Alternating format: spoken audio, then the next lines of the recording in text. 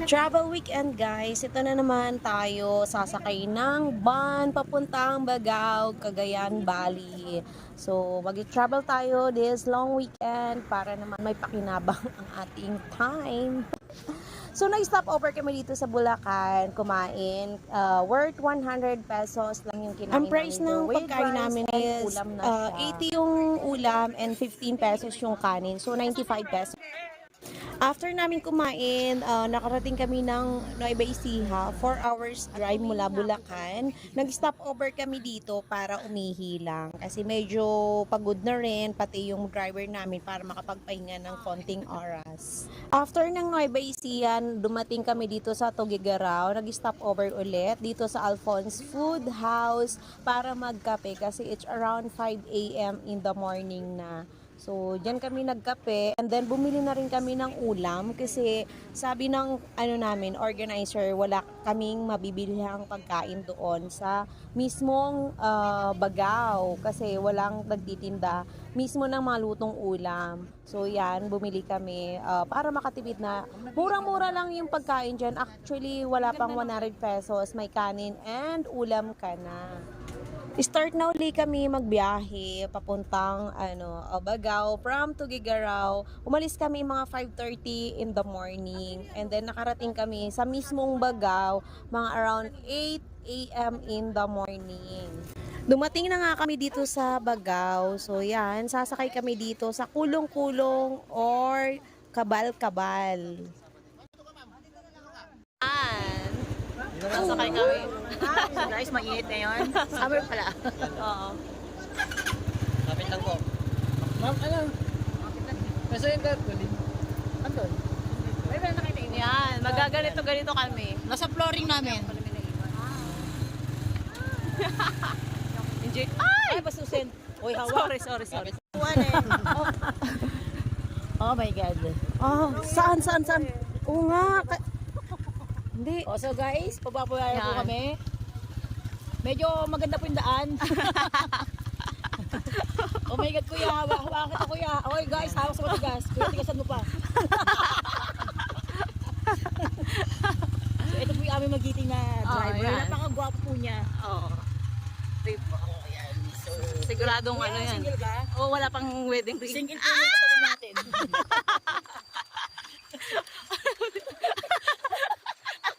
Pag naano tayo dito, may ebidensya. Oo, single po yun nasa likuran mo. Hi, Kai. Single din. Oh, yes. Mukhang hahabol si Kat B. Ito. Oh, yes. Dapat ganyan pala. So guys, nasa Pilipinas pa rin naman kami. Ayan. Tingnan mo yung daanan na ganda. Oh, yan o, tingnan mo. Ganyan yung yan yung daanan. Baka yung hindi pagawa ng Mayor. Kinukumusta namin si Mayor.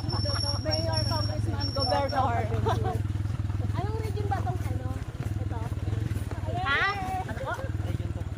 Region 2. Oh my gosh, nasa region 2 po kami. Tapos Apari, kuya. Ano to, Bagao? Bagao? Bagao, Cagayan. Nasa Cagayan, Bali. Nasa Cagayan. Layo. Kasi magising ko, nandito na ako eh.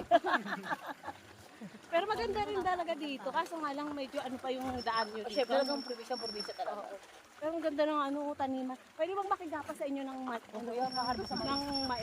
Tapos tersyo ba yun? Ay! Wala kasi sa Manila yan eh. Ayan naman! Sige. Tingnan mo naman yung kung gaano ka gaano ka upload ang daan. O, diba? Pupunta tayo sa Blue Water. Nagprempreno sa ako na. Ako, dapat. Kuya, kaya ba? Oh, Sige. Bako pa lang.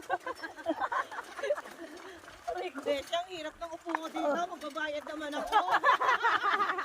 Ano ba ang pinahirapan? Alam ko ba? Ano ko ba? Bakasyon ko to? Hindi ko alam. Ito ang tinatawag na life. Ano ba? Life. Yan na saan to eh. Life experience. Ito po yung mais. Wow. Kami. Oo. Thank you, Harley. Parang nakakatuwa ito na walang na-edit na masaklog. Wala mong edit yan. Ay, makakalot talaga yung sa kanan. Maganda.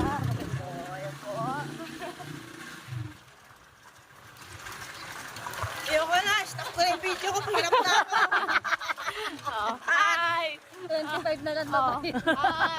Kalahati daw babayad kuya. Wala ate, walang bayad na. Libre. At nasa pati yung bakal eh. May marka na. Oo. Ay hindi, pwede kang umano dun sa ano, sa ano ko. Wala naman mga ano dyan, sa bag. Ay! Ay! At damit lang gabi. Oo. Ayan, hindi mo tira lang. Wala ko kasi nandito sa kain mo eh. Ano lang dyan eh. Oo. Kaya mo na ko ano. Ayan, walang bibigol. Kaya, maganda lang ito. Pero sanay na sanay kang magbalanse ko yan. Oo, yung nga, kaya yung balanse. Yun nga ang wala siya eh. Ay, yung balanse, dalawa jowa niya.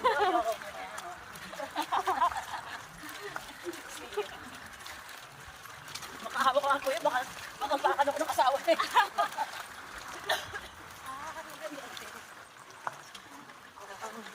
Nasa village mo kami. Mayroon may pakain. Guys, nakati naman po kami ng buhay. Oh, ito. Kuya, next time lagyan mo ng upuan ko. Kawain sa ulit. Dito na tayo. Thank you kuya. Salamat po dahil nilapon kami. Hi guys. Thank you kuya. Oh, thank you. Thank you. Thank you na lang. Yan. Ate Kat. Pictures. 50 ba lahat? Yan. Dito tayo. Shorts. Dito ma'am, taba.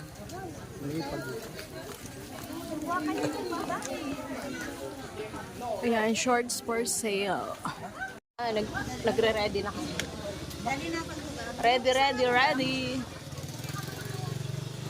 So guys, ito ready ako. Oh. Yan yung isang ganito na. Ito yung mga kasama ko. Oh, yan. Ay, ito muna yung sa. Pakpapak. Isa may ano. So, siya po yung next to Mary. Ito. Tingnan mo siya. Oh my gosh. Mula paa hanggang ano yan. Hanggang buhok. Lapa-lapa. Ito yung bebe-bebe namin. Diba? Yung mga kasama namin. Dala mo yung isang stick natin. Ayan, sila mga kasama namin. Yung ganito. Nandyan. Magkakanyo. Sana ho. Ano ring? Oo. Magkakanyoneering kami. Ayan. Pupunta kami sa river. Bagao River. Enchanted. Blue. Enchanted. Ano tawag doon? Blue Lagoon. O, ayan. Ito sa Cagayan. Cagayan Valley ba ito? Oo. Ayan. Kompleto na kami. May life vest. Maraming pa. Yan lang po ma'am. Picture ka niya. Ready na kami. May cottage food. Hi. Ready na kami. Para Dapag mo, dakal. Dapag yung dakal. tuwan. Ay, dito fix yan. Yan. Kailangan ng helmet, ng life vest, headlamp. Kanino po? Tapos syempre. Walang helmet po. Yan ang requirements. Meron pa yung isa po. Pupunta na kami.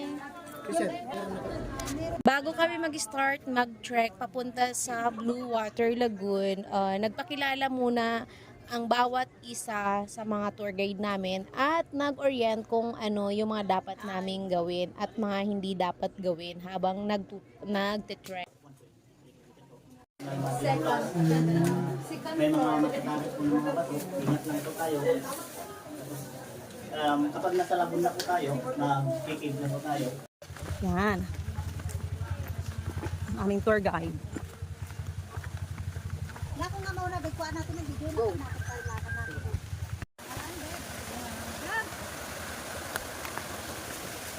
Ang ganda. May isda ba dyan, kuya?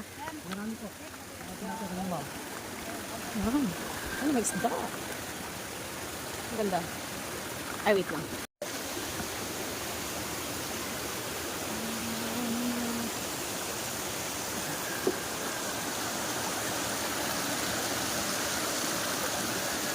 Ganda naman dito. Oh my gosh. Oh. Kasi paikot na tayo sa forest trek na tayo mamaya ma'am. Ang ganda dito. Dito na. Ano mo, times 0.6. Parang ito na lang. Ganda dito. Yan guys. running water, the parang pool. Sobra. Parang sarap maligo! Ang saya, ang saya, ang saya. Ayun. Dito tayo. Ayan.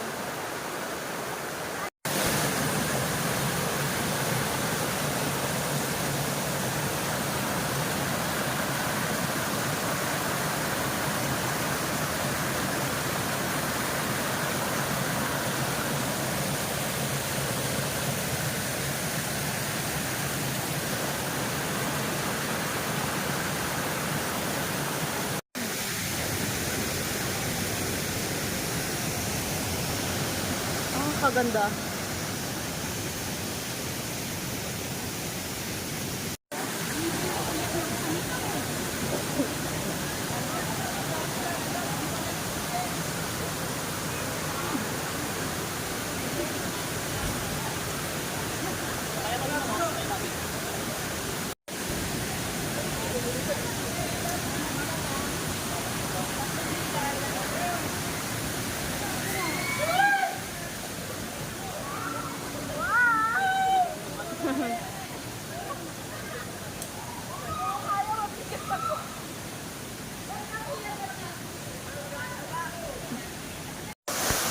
Gusto nyo, pwede nyo lang maligo ma'am.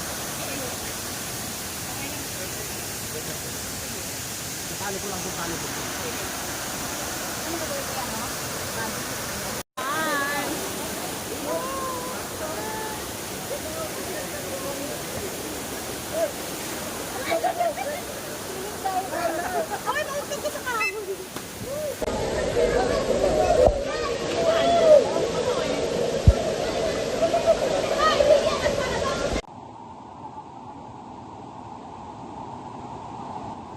Dahil pagod na ang lahat, kakaligo at kakapicture, nag-decide na kaming kumain dito sa picnic area na nakalaan mismo dito sa may Blue Water Lagoon. So para dito lahat kumain, para hindi nakakalat lahat ng mga kinainan kung saan-saan. So after namin kumain, pumunta na kami, mag-start na kami mag-caving. So yan yung mga picture namin kasi ang hirap talaga at ang dilim mismo doon sa loob ng kuweba. So pag nasa loob ka na ng kuweba, guys, pwede kang lumangoy, papasok, or lakad-lakarin mo sa gilid. Kaso nga lang, medyo matutulis ang bato doon.